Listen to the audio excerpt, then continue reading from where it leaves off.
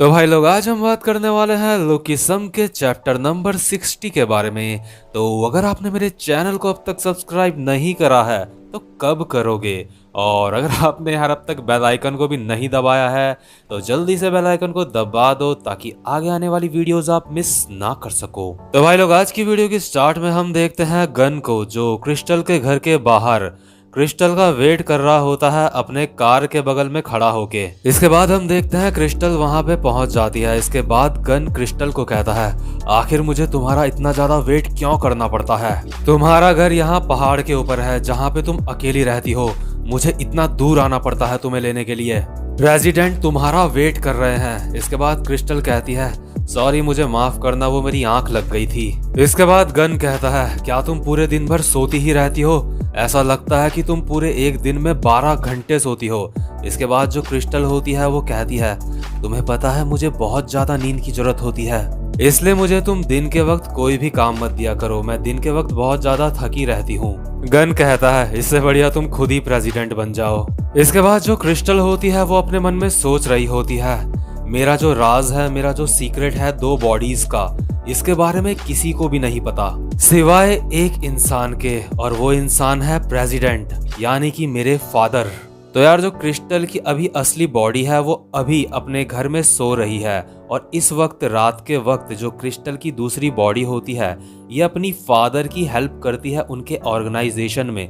आपको बता दूं, जो क्रिस्टल है असल में वो एक जीनियस है, इसलिए क्रिस्टल अपनी सुंदर वाली बॉडी में कई सारे बिजनेस भी हैंडल करती है। इसके बाद हम देखते हैं जो क्रिस्टल होती है वो अपने फादर के ऑर्गेनाइजेशन में पहुंच जाती है, और हम देखते हैं वहां पे 3 बंदे खड़े होते हैं जो कोई बिजनेसमैन लग रहे होते हैं। इसके बाद जो पहला बंदा होता है इनमें से वो कहता है, वो तुम उतनी ही सुंदर हो जितना मैंने तुम्हारे बारे में सुना था। इसके बाद दूसरा बंदा कहता है, मिस तुम किसी भी सेलिब्रिटी से भी ज्यादा सुंदर हो। इसके बाद तीसरा बंदा कहता है, मैं हूँ सोंग प्यो होंग, मैं नेशनल असेंबली का एक मेंबर हूँ। इसके बाद क्रिस्टल अपने मन में सोच रही होती है, मैं अपने फादर की जितनी भी मीटिंग होती है, बिजनेस मीटिंग, वहां सारी जगह जाती हूँ, क्योंकि जब भी मैं अपने फादर के साथ होती हूँ तो उनकी सारी की सारी बिजनेस मीटिंग सक्सेसफुल होती हैं। इसके बाद जो बिजनेसमैन लोग होते हैं वो क्रिस्टल के फादर को कह रहे होते हैं, तुम्हारी बेटी सच में बहुत ज्यादा सुंदर है, सिर्फ उसकी तरफ देखने से ही मुझे काफी अच्छा महसूस हो रहा है। हालांकि क्रिस्टल के फादर का फेस हमें नहीं दिखाया जाता। इसके बाद हम देखते हैं जो एक बिजनेसमैन होता है वो क्रिस्टल को अपना कार्ड देते हुए कहता है, ये लीजिए, ये मेरा कार्ड है, मैं के लॉ फर्म का रिप्रेजेंटेटर हूँ। इसके बाद हम देखते हैं वहाँ पे एक लड़का भी होता है जो क्रिस्टल की ही एज का लग रहा होता है। वो कहता है, मैं यहाँ पे अपनी फादर की जगह पे आया हूँ, तुमसे मिलके बहुत अच्छा लगा, तुम सच में बहुत ज्यादा सुंदर हो। और ये बंदा भी अपनी कंपनी का एक चमचमाता हुआ कार्ड क्रिस्टल को देता है, और क्रिस्टल अभी अपने मन में सोच रही होती है, ये जितने भी सुंदर सुंदर दिखने वाले कार्ड हैं ये सब के सब एग शेल्स से बनाए जाते हैं, यानी कि अंडे के कवर से। ये सारे के सारे मर्द एक जैसे होते हैं। इसके बाद क्रिस्टल कहती है, अब मुझे चलना चाहिए। इसके बाद जो वो दूसरा बंदा होता है वो कहता है, क्या क्या मुझे आपका मोबाइल नंबर मिल सकता है? क्रिस्टल अपने मन में सोच रही होती है, अगर कोई लड़की सुंदर हो तो सारे के सारे मर्द उसके ऊपर फिदा हो जाते हैं, लेकिन सच में ऐसी कोई लड़की मेरे सामने होती तो उसको मैं ये जरूर कहना चाहता कि सारे मर्द एक जैसे नहीं होते।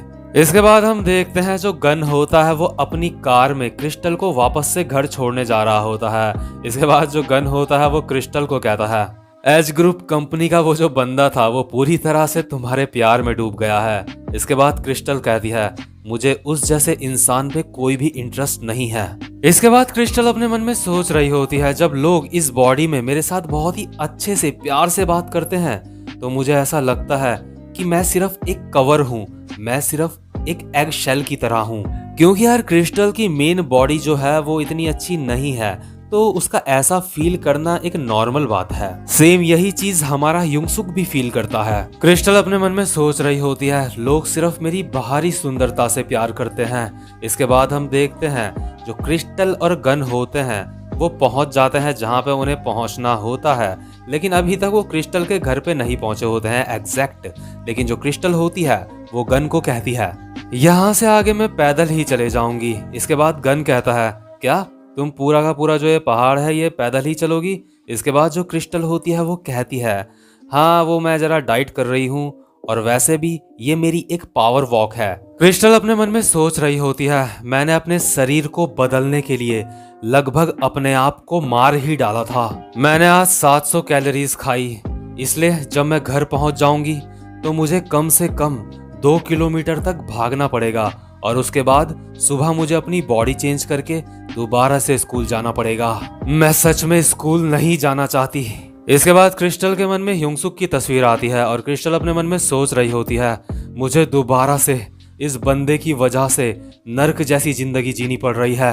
आखिर डैड ने इस तरह का बंदा कहां से ढूंढा, और आखिर उन्होंने इसको क्यों ढूंढा। और यार यहाँ से कंफर्म हो जाता है जो क्रिस्टल है उसके फादर ने उसको स्पेशली स्कूल इसलिए भेजा है ताकि वो ह्योंग-सुक में नजर रख सके। इसके बाद क्रिस्टल अपने मन में सोच रही होती है, क्या उस लड़के के अंदर कोई स्पेशल तरह का टैलेंट है, क्योंकि जो मेरे फादर हैं उन्होंने कई तरह के स्पेशल लोगों को पाला है, कई तरह के स्पेशल लोग उनके साथ जुड़े हैं। वैसे तो यार क्रिस्टल के फादर के लिए काफी सारे स्पेशल लोग काम करते हैं जिनके पास कुछ स्पेशल तरह का टैलेंट है, लेकिन उनमें से 3 लोगों के नाम ये हैं। पहला है गो, दूसरा है गन और तीसरा है डीजी।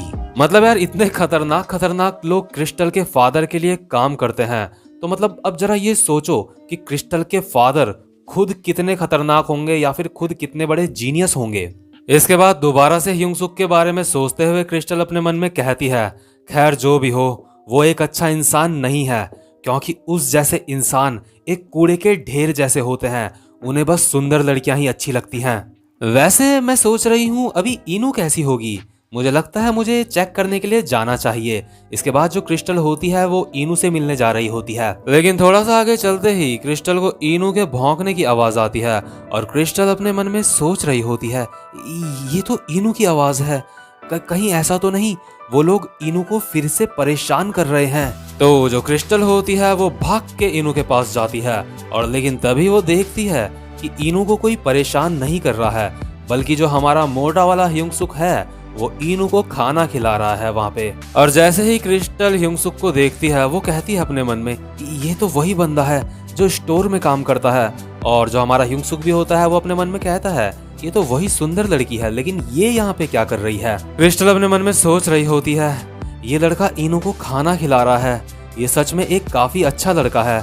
इसके बाद जो क्रिस्टल होती है वो ह्योंग-सुक को कहती है, हे तुम कैसे हो, क्या तुम इनू को जानते हो। और जो हमारा ह्योंग-सुक होता है वो सर हिलाते हुए कहता है हाँ। इसके बाद जो क्रिस्टल होती है वो कहती है, अच्छा तो तुम भी मेरी ही एज के हो, मैंने सोचा था कि तुम मुझसे बड़े हो।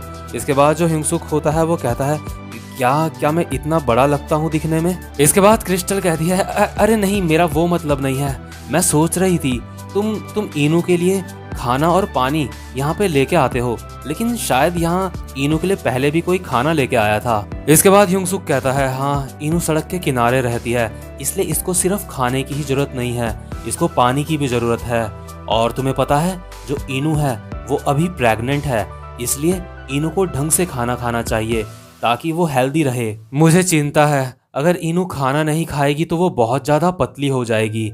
इसके बाद हम देखते हैं जो हमारा ह्योंग-सुक होता है वो इनू को कह रहा होता है, अरे तुम मेरा हाथ मत खाओ, तुम खाने को खाओ, तुम बहुत ज्यादा पतली हो चुकी हो इनू। और जो इनू होती है उसके मन में अभी ये चल रहा होता है, मेरे घर में मत आओ। और इसके बाद जो क्रिस्टल होती है वो अपने मन में सोच रही होती है, ये इंसान इनू की केयर कर रहा है। जब मैंने इसको पहली बार देखा था स्टोर में, उस वक्त ये एक्सरसाइज कर रहा था। मुझे लगता है ये लड़का भी अपने शरीर को बदलना चाहता है, जैसे पहले मैं चाहती थी अपने शरीर को बदलना। और ये रात को यहाँ पे रोज काम करता है स्टोर में, तो इसका मतलब ये शायद स्कूल भी नहीं जाता होगा। कहीं ऐसा तो नहीं है इसकी लाइफ इतनी ज़्यादा मुश्किल है कि इसको स्कूल छोड़ना पड़ा। मैं सच में इसकी हेल्प करना चाहती हूँ। इसके बाद जो क्रिस्टल होती है वो ह्योंग-सुक को कहती है, अगर तुम्हें ऐतराज़ ना हो तो क्या हम साथ में वर्कआउट कर सकते हैं। मुझे भी एक्सरसाइज करना बहुत ज़्यादा पसंद है, तो मुझे लगता है कि अगर हम साथ में एक्सरसाइज करेंगे तो ये काफ़ी ज़्यादा अच्छा रहेगा। तुम्हें पता है मैं हमेशा डाइट में रहती हूँ, ये मेरी स्पेशलिटी है, और मैंने तुम्हें पहले वर्कआउट करते हुए देखा था, तो मुझे लगता है कि अगर हम साथ में वर्कआउट करेंगे तो मैं तुम्हारी कुछ हेल्प कर सकूंगी। इसके बाद जो ह्योंग-सुक होता है वो अपने मन में सोच रहा होता है, अच्छा तो ये फीलिंग ऐसी होती है जब तुम किसी की हेल्प करना चाहते हो। जो क्रिस्टल थी, मैंने भी जब उसको पूछा था हेल्प के लिए, तो मेरे अंदर भी बिल्कुल ऐसी ही फीलिंग थी जैसी अभी इस लड़की के अंदर है। इसके बाद जो ह्यूंग-सुक होता है उसको याद आता है जब उसने क्रिस्टल से हेल्प करने के लिए पूछा था उसकी, तो क्रिस्टल ने कहा था कि मैं जितनी कमज़ोर दिखती हूँ मैं उतनी कमज़ोर हूँ नहीं, मैं अकेले सर्वाइव कर सकती हूँ। तो इसलिए जो अभी हमारा ह्यूंग-सुक होता है वो अपने मन में सोचता है, वो लड़की सच में मुझसे काफ़ी ज़्यादा अलग थी, मुझे भी उसकी तरह बनना है, मुझे भी उसकी तरह स्ट्रांग बनना है। इसके बाद जो हमारा ह्यूंग-सुक होता है वो क्रिस्टल को कहता है, तुम्हारा बहुत बहुत शुक्रिया, लेकिन ये जो डॉग है ये भी यहाँ पे अकेले फाइट कर रही है लाइफ से, इसलिए मैं भी चाहता हूँ कि मैं भी अपनी लाइफ में अकेले सरवाइव करूँ, अपनी मुसीबतों से मैं खुद निपटूं। और जो हमारा ह्यूंग-सुक होता है उसके मन में वास्को भी आता है, और वास्को को याद करके भी उसके मन में मोटिवेशन आ रही होती है। इसके बाद जो हमारा ह्यूंग-सुक होता है वो क्रिस्टल को कहता है, मैं इन सब चीज़ों से अकेले ही निपटना चाहता हूँ, और वैसे भी अगर मैं किसी की मदद लूँगा तो मुझे उसकी मदद की आदत पड़ जाएगी और फिर मैं अकेले कुछ भी नहीं कर पाऊंगा। और यार जो हमारा ह्यूंग-सुक है ना, वो बिल्कुल वही बातें बोल रहा होता है जो उसको क्रिस्टल ने कही होती हैं। और यार कमाल की बात तो ये है कि जो हमारा ह्यूंग-सुक है वो वही बातें वापस से क्रिस्टल को कह रहा है, और ना ही क्रिस्टल को पता है कि ये बंदा वही बंदा है जिसको उसने ये बात कही थी, और ना ही ह्यूंग-सुक को पता है कि मैं उसी को वो बात कह रहा हूँ जिसने मुझे ये कही थी। इसके बाद जो क्रिस्टल होती है वो हैरान होकर अपने मन में सोचती है, ये इंसान बिल्कुल उस तरह से सोचता है जैसे मैं सोचती हूँ, आखिर ये इंसान है कौन? मैं खुद हमेशा दूसरों पे डिपेंड होने की सोचती थी, लेकिन ये लड़का सच में बहुत ज़्यादा स्ट्रांग है। और यार जो क्रिस्टल होती है ना, उसका फेस देख के भी ऐसा लग रहा होता है कि उसको मोटे वाले ह्यूंग-सुक के ऊपर क्रश हो चुका है। मतलब कि इन दोनों को एक दूसरे के ऊपर क्रश है, लेकिन इनको पता ही नहीं है क्योंकि ये एक दूसरे की अलग अलग बॉडी के ऊपर क्रश है इन्हें। इसके बाद हम अचानक से देखते हैं यहाँ पे हान-युल आ जाती है और वो कहती है, पिगी तुम यहाँ पे क्या कर रहे हो? तुम्हारा जो स्टोर है वो लॉक है, तुम्हें पता है मैंने तुम्हारे स्टोर के बाहर तुम्हारा कितना ज्यादा इंतजार करा। हान-युल क्रिस्टल को देख के अपने मन में सोच रही होती है, आखिर ये सुंदर सी दिखने वाली लड़की कौन है? और जो हमारा ह्यूंग-सुक होता है वो जोई को कह रहा होता है, सॉरी जोई। हान-युल अपने मन में सोच रही होती है, वो ये लड़की सच में बहुत ज्यादा सुंदर है, लेकिन ये सुअर इतनी ज्यादा सुंदर लड़की को कैसे जानता है? और यार जो हमारी इनू होती है वो इन लोगों के ऊपर भौंक रही होती है और अपने मन में सोच रही होती है कि क्या ये लोग एक झुंड हैं? और इनू को ऐसा लग रहा होता है कि ये लोग इनू को यहाँ पे मारने आए हैं, मतलब उसकी किडनी विडनी निकाल लेंगे। किडनी विडनी तो नहीं, मतलब उसको तो किडनी की नॉलेज ही नहीं होगी, मतलब उसको मारने आए हैं, उसको नुकसान पहुंचाने आए हैं, इस तरह की उसकी कुछ फीलिंग्स होती हैं। इसके बाद जो हान-युल होती है वो ह्यूंग-सुक को पकड़ के अपने साथ ले जाती है और वो कहती है, अब चलो भी, बहुत सारे कस्टमर तुम्हारा वेट कर रहे हैं। इसके बाद जो ह्यूंग-सुक होता है वो कहता है, मैं तो बस डॉग को यहाँ पे खाना खिलाने के लिए आया था। तो यार इसके बाद सीन शिफ्ट होता है और हम देखते हैं अगले दिन का सीन।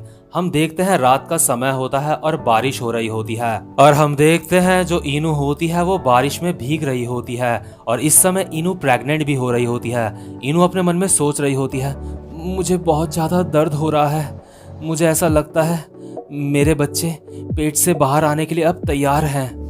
मेरे मालिक ने जो मुझे स्कार्फ दिया था जो मुझे बहुत ज़्यादा पसंद था, वो इंसान उस स्कार्फ को अपने साथ ले गया। और यहाँ पे जो इनू है उसके मन में अभी ह्यूंग-सुक होता है, वो ह्यूंग-सुक के बारे में सोच रही होती है। ह्यूंग-सुक जो होता है वो इनू का स्कार्फ अपने साथ ले गया होता है, लेकिन यार उसका कोई मकसद नहीं होता स्कार्फ छीनने का। असल में स्कार्फ जो होता है वो बहुत ज़्यादा गंदा हो चुका होता है, इसलिए जो ह्यूंग-सुक होता है वो स्कार्फ को अपने साथ ले जाता है ताकि वो उसको साफ कर सके। और यार क्योंकि जो ह्यूंग-सुक होता है उसको ये भी चिंता होती है कि जो इनू है वो अभी प्रेग्नेंट है, तो जब इनू के बच्चे हो जाएंगे तो गंदे स्कार्फ से इनू के बच्चों को प्रॉब्लम हो सकती है। इनू अपने मन में सोच रही होती है, मेरे ओनर मुझे माफ़ कर दो, मुझे अपने घर की रक्षा करनी चाहिए, लेकिन मुझे बहुत ज़्यादा दर्द हो रहा है, अभी मुझे बहुत ज़्यादा ठंडा लग रहा है। तब क्या होगा अगर वो इंसान यहाँ पे दोबारा आ जाएगा?